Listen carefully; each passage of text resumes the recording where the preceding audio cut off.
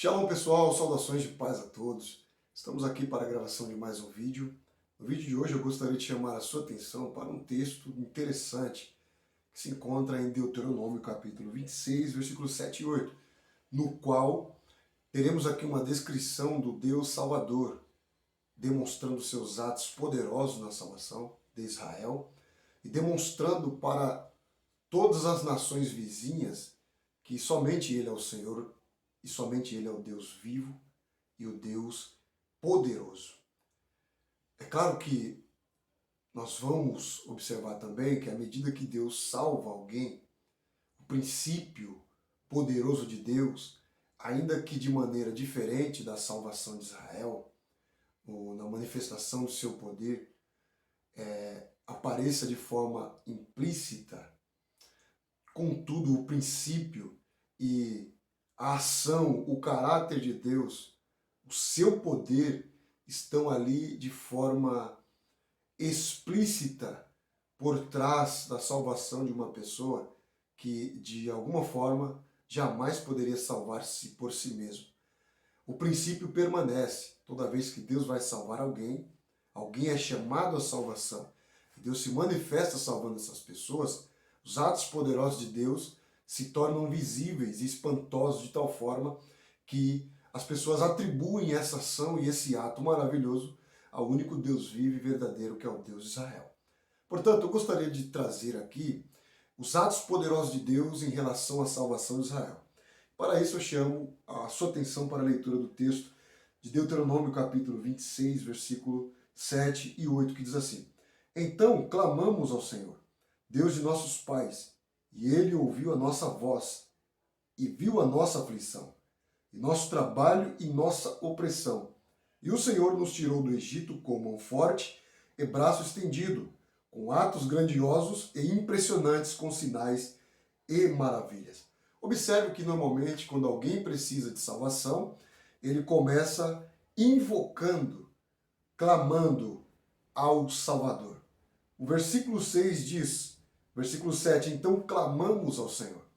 É interessante que o homem não consegue salvar-se a si mesmo.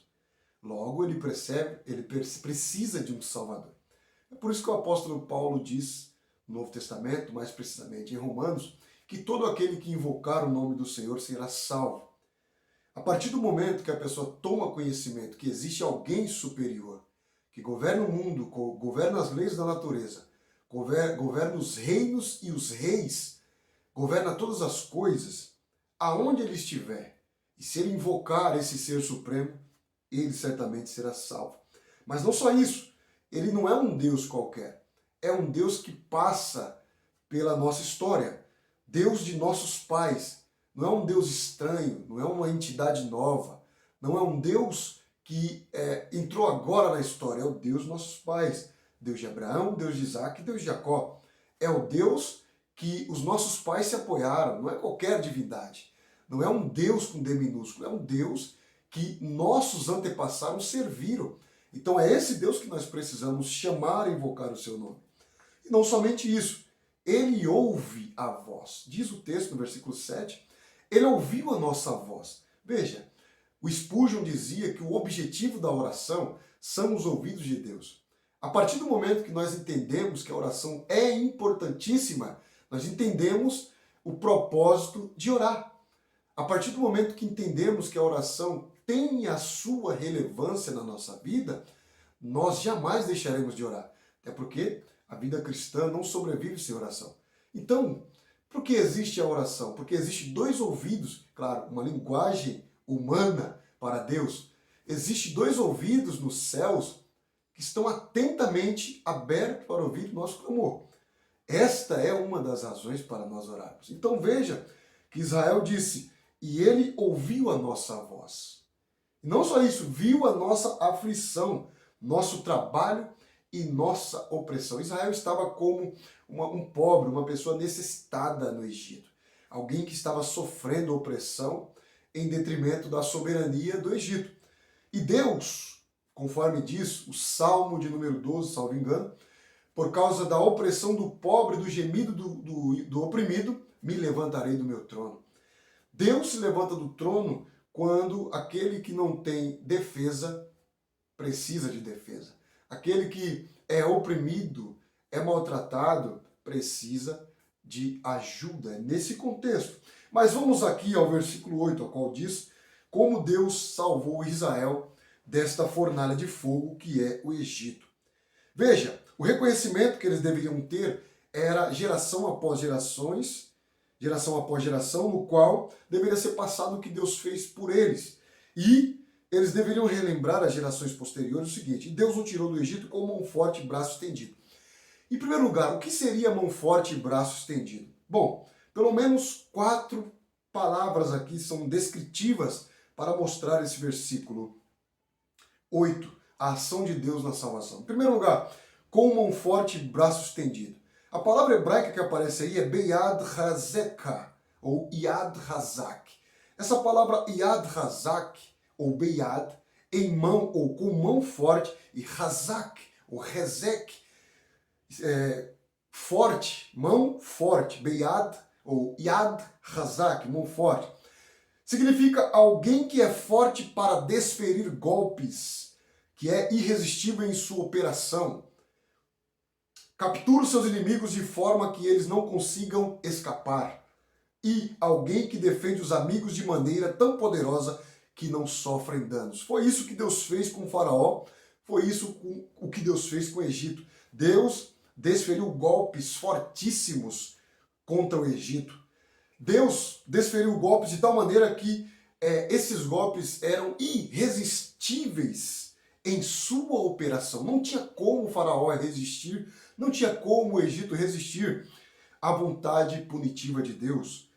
É um poder, um braço forte, de tal forma que ele captura os seus inimigos de tal forma que eles não consigam escapar. Deus segurou o Egito e falou: você não vai escapar. E alguém que defende os amigos de maneira tão poderosa que não sofrem danos. Foi isso que aconteceu. Israel estava na cidade de Gozém e lá eles estavam protegidos dos golpes que Deus desferia contra o Egito. Em segundo lugar, a salvação, além de ser com mão forte e braço estendido, com mão forte, também é com braço estendido. Versículo 8 continua. O que seria braço estendido? Seria Zeroanatá, a palavra hebraica que aparece aqui, Zeroanatá. Isso significa, indica uma sequência de ações poderosas, uma seguida de outra numa rápida sucessão. Veja que a manifestação do braço de Deus estendido para Israel contra o Egito, o braço que estendia para Israel era o braço que estendia contra o Egito.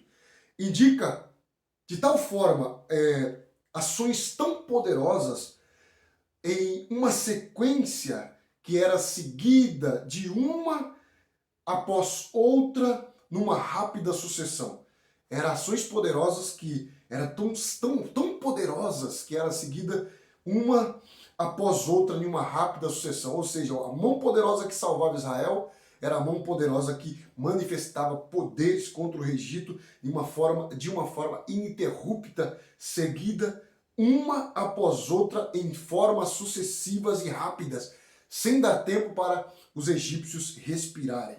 Este é o Deus de Israel, com mão forte, com braços estendidos. Mas ainda tem com atos poderosos, que aí, na minha versão aqui, Almeida século XXI, ela diz com atos grandiosos. Ou pode ser também com grande espanto. E essa expressão hebraica, ela aparece como Uvimurá, Gadol, mas aqui isso no singular. No plural é Moraim Gedolim. O que significa isso? Significa terror, espanto, consternação causada pelas 10 pragas que caíram sobre o Egito e também, futuramente, pelas ações de juízo sobre Israel no deserto. Veja, isso significa que o mesmo poder que Deus demonstrou ali dentro do Egito é o mesmo poder que Deus demonstrou no deserto para com Israel, mais precisamente com aquelas pessoas que agiam de forma em rebelião contra a sua palavra, contra a autoridade de Moisés e contra a sua santidade. os atos poderosos de Deus mostravam o terror, o espanto e consternação por causa das pragas que Deus trazia para o Egito também, bem como para com Israel. Então, esses atos poderosos são manifestações de tal forma que Deus nos beneficia com um tipo de temor chamado temor santo, para que nós o reverenciamos e temamos o seu nome. E por último, em quarto lugar, nós temos com sinais e maravilhas, que aparece aqui na minha versão, Almeida século XXI, onde diz com sinais e maravilhas. E esta palavra sinais e maravilhas, ela vem do hebraico otanot, na verdade, sinais, né? Ela é otanot, que é o sinal de proximidade e presença contínua, tal como a manifestação na coluna de fogo e na nuvem, na fumaça, no fogo, nos raios, ações sobrenaturais, como aparece em Apocalipse também, capítulo 5, exatamente, no capítulo 4, onde aparece Deus e o seu trono manifestando ali raios e trovões e vozes saindo do trono de Deus. Então se observa que os sinais aqui que aparecem aqui é otot. Isso significa que são sinal de aproximação, ou sinais de aproximação. O que seria sinais visíveis da realidade do ser de Deus. A nuvem, a coluna, o maná, o mar vermelho se abrindo, a rocha emanando água, são sinais de aproximação da presença de Deus entre o povo.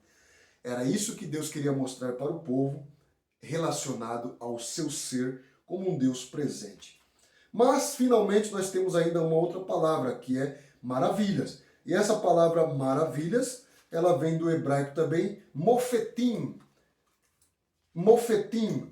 E significa persuadir através de miraculosas ações de poder. Milagres, algo para se maravilhar. Eventos que deixam as pessoas de boca aberta e espantadas. Coisas de acreditar mesmo, de desacreditar mesmo quando presenciadas. São coisas espantosas, chamadas de mofetim. São atos poderosos, ações miraculosas de Deus que têm a finalidade de persuadir as pessoas. Veja, os milagres, eles não salvam, mas eles abrem porta para a salvação.